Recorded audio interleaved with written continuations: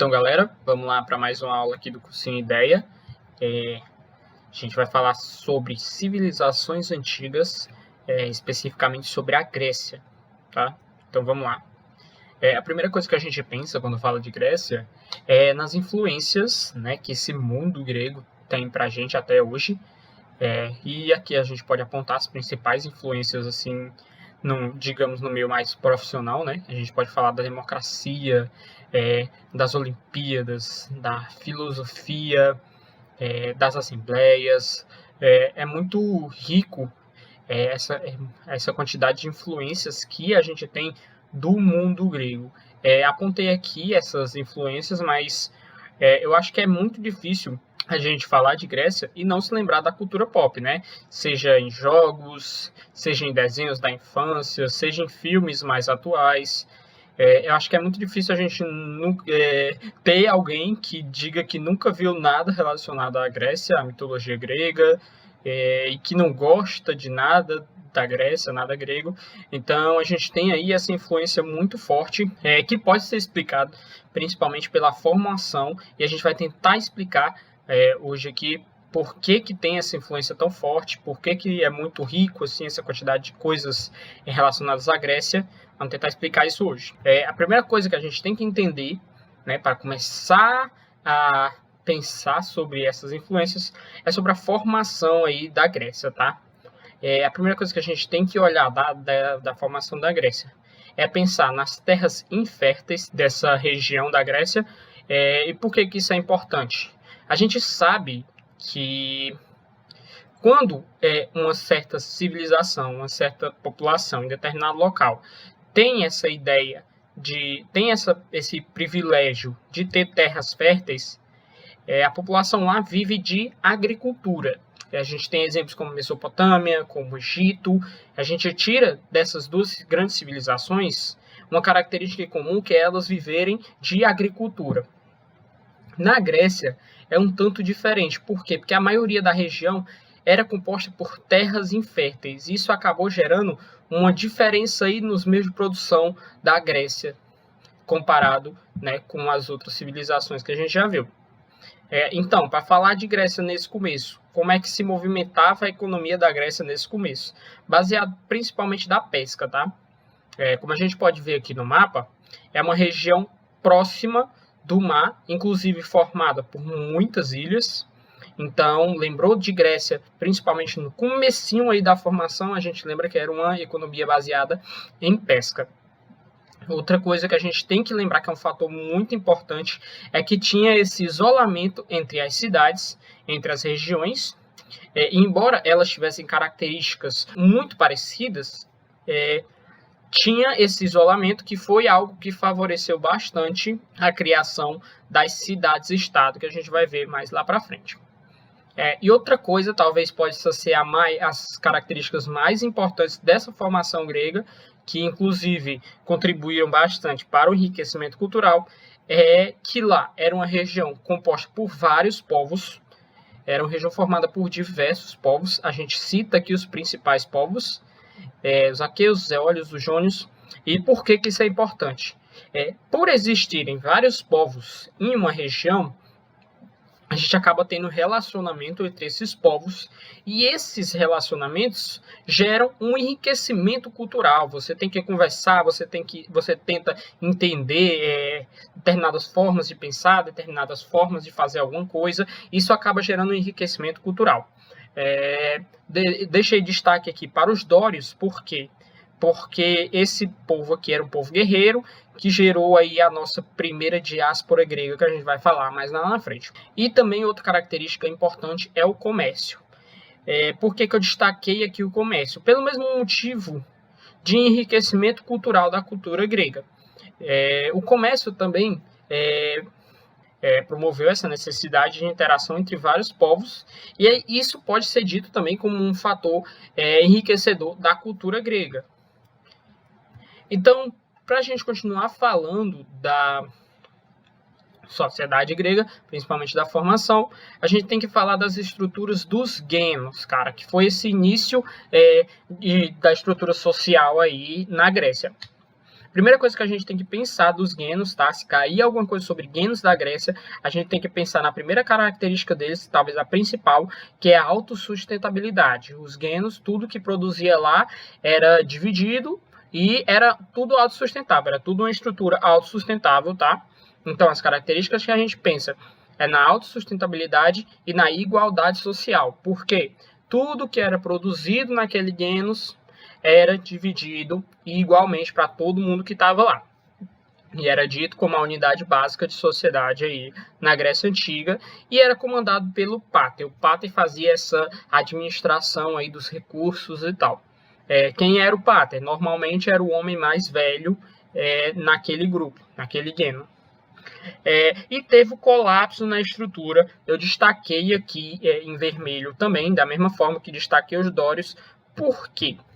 Porque esses dois fatores geraram as diásporas gregas, que também foram fatores importantíssimos para essa disseminação da cultura grega. O que são essas diásporas gregas? Basicamente, que foram provocadas por determinadas situações que fizeram com que povos se espalhassem cada vez mais por diferentes territórios. Então, por que isso é importante? Esse espalhamento aí por determinados territórios fez com que esses grupos levassem a cultura deles para diferentes povos.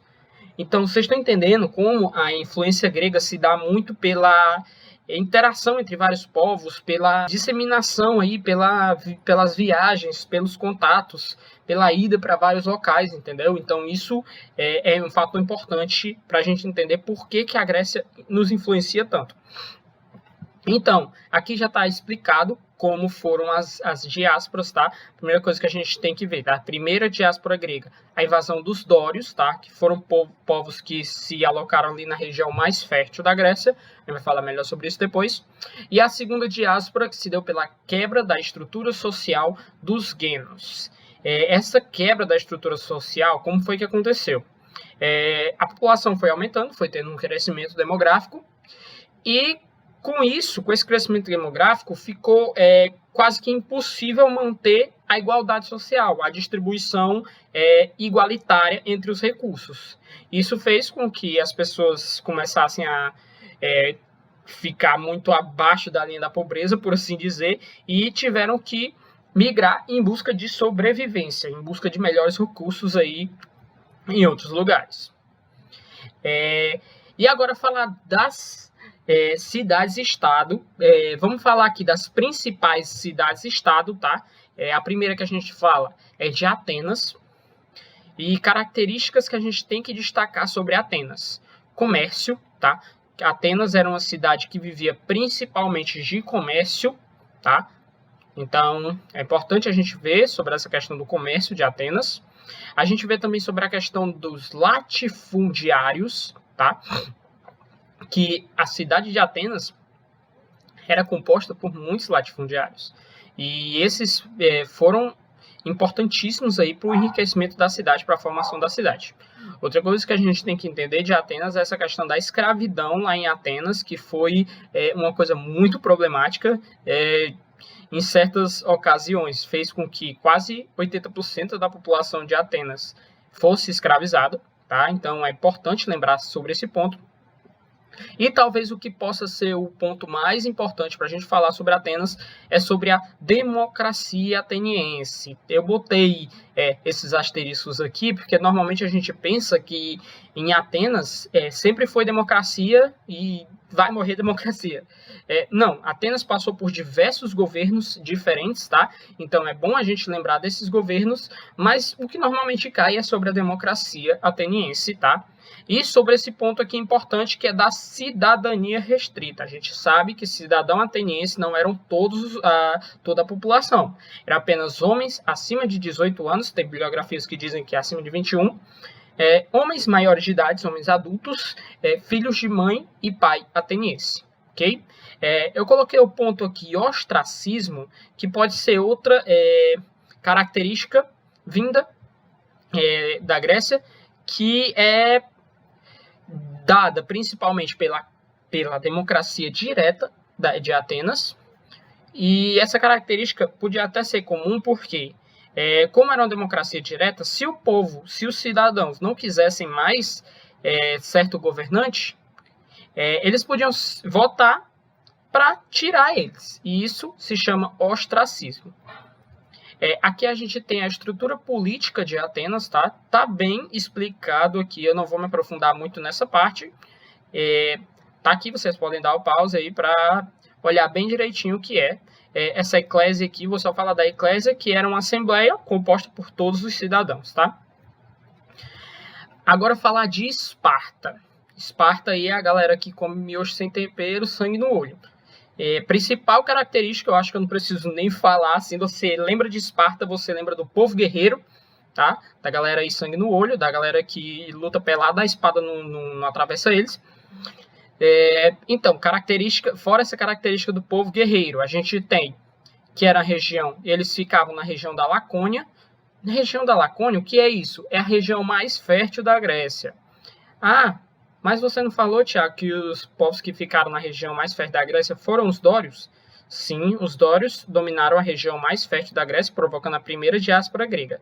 E a galera de Esparta aí, o que foi que aconteceu? A galera de Esparta são descendentes dos dórios, tá?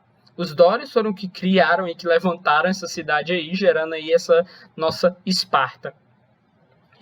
Esparta se baseou principalmente na servidão dos messênios, ela se construiu principalmente da servidão dos messênios, e isso favoreceu mais ainda o fortalecimento da cultura militar. Vocês podem olhar depois para ver por que isso favoreceu a cultura militar de Esparta. Outra coisa, como Esparta ficava na região mais fértil da Grécia, a gente pode dizer aí que era uma economia agrícola. Eles eram privilegiados aí, podiam viver de agricultura e de guerras, claro, era um povo guerreiro. Eles viviam de guerra e de agricultura.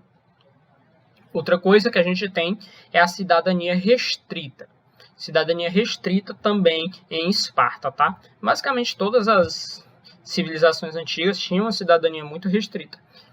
Outra coisa que a gente tem que destacar é a cultura extremamente militarista, com essas principais características aqui, que são a xenofobia.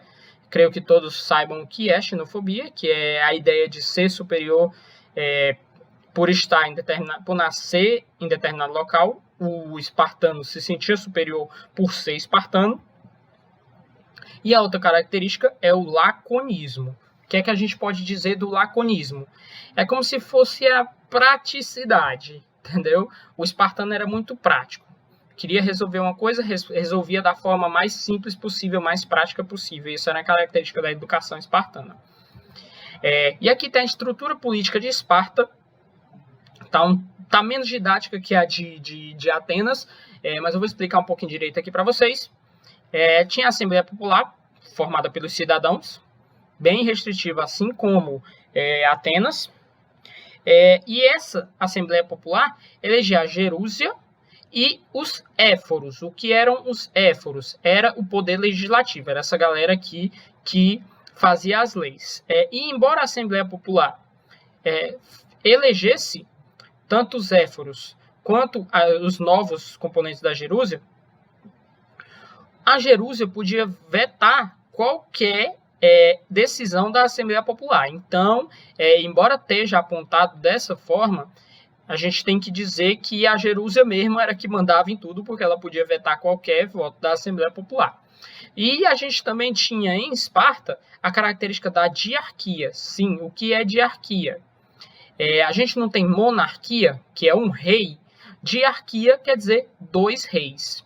E qual era a função desses reis de Esparta? De uma forma fofa de falar, nada, servia para nada. Mentira, mas eles tinham mais um valor simbólico, tá? E eles ocupavam normalmente altas patentes no exército. Então, acho que é isso que tem para explicar rapidinho sobre a política espartana, tá? E é isso, pessoal. Muito obrigado pela atenção. Até a próxima.